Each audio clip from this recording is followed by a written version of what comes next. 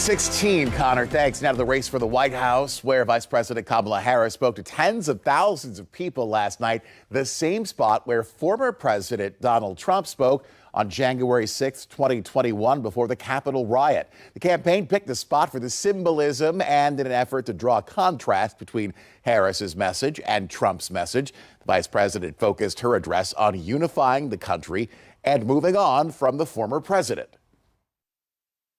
It is time to stop pointing fingers. We have to stop pointing fingers and start locking arms.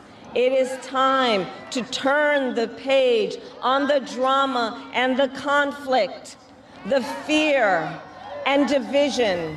Campaign says about 75,000 people attended the rally last night. Vice President moving on after that keynote address, campaigning in North Carolina, Pennsylvania, and Wisconsin today.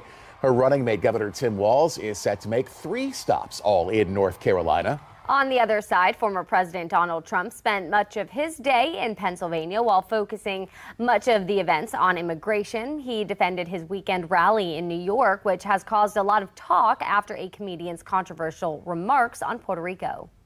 It was like a love fest, an absolute love fest, and it was my honor to be involved. But I think no president's done more for Puerto Rico than I have.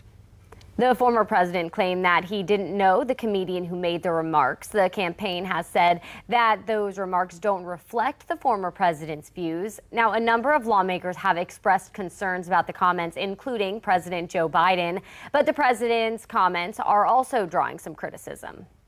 And just the other day, a speaker at his rally called Puerto Rico a floating island of garbage. The only garbage I see floating out there is his supporters. His demonization of seen as unconscionable, and it's un-American. Several Republicans and the Trump campaign took to social media after this, claiming President Biden and Vice President Harris despised Trump supporters. The president quickly clarified that he was calling the demonization and the rhetoric garbage, not Trump supporters directly.